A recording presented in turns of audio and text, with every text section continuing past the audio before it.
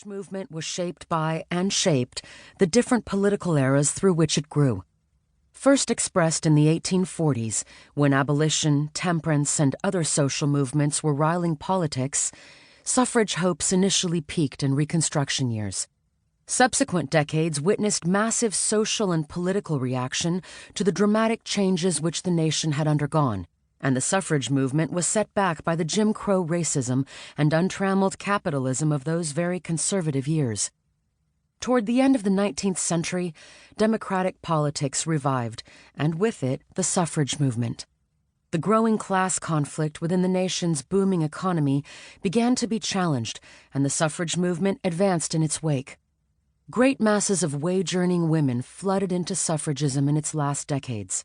So too did a new 20th century determination to use governmental resources and power to address national, social, and economic issues. The franchise for women might not have been one when it was, had it not been for the political culture of the Progressive era. Some of the women who were drawn to the suffrage standard during these different phases were undeniably radical. Others were conventional, even conservative. All, however, were determined that women and their concerns must be allowed to shape political debates and affect political decisions. The first important lesson of the women's suffrage movement can be found here, in the incredible determination of advocates, and their daughters and their granddaughters, who refused to stop fighting for their right to vote. To appropriate a reprimand against a defiant female fighter on the national political stage, nevertheless she persisted. Generations of suffragists persisted, and their descendants reap the benefits of their stubborn heroism. Because the women's suffrage movement was of such long duration, because it went through so many iterations, categorical claims about what suffragism was and wasn't are suspect. This book confronts two of those claims in particular. The first is that suffragism was a single-issue movement, that as its advocates determined to win political equality for women, they ignored other claims for social justice. This characterization may have been true of the suffrage militancy of the final decade, the picketers and jailed hunger strikers whose heroic actions have lodged in historical memory as the essence of suffrage activism. But even in the 1910s, this insular suffragism was more characteristic of a few leaders than it was many of their followers.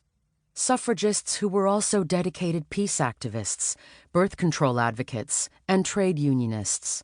For the most part, and in every suffrage era, as the foremothers who called the First National Convention in 1850 put it, suffrage passions and beliefs were always of a piece with the upward-tending spirit of the age. Nor was it true that the women's suffrage movement was voiced exclusively by and in the name of white women, and that deep-seated racism was its fatal flaw.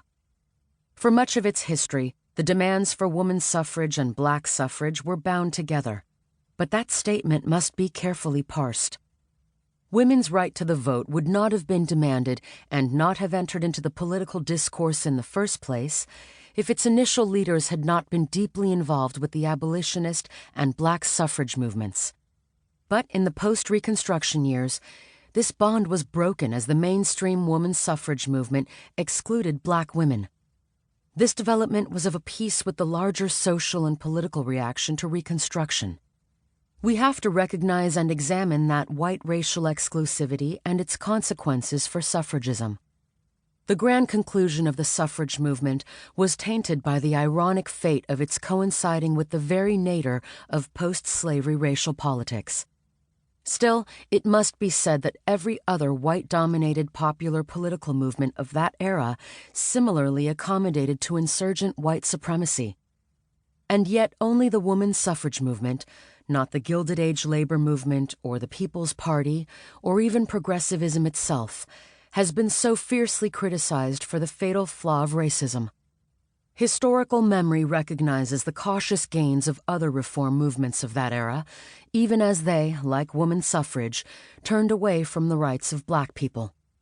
Without minimizing the seriousness of that shift in racial politics, we must restore the historical context of the suffrage movement's decisive turn away from equal rights for African Americans in those years.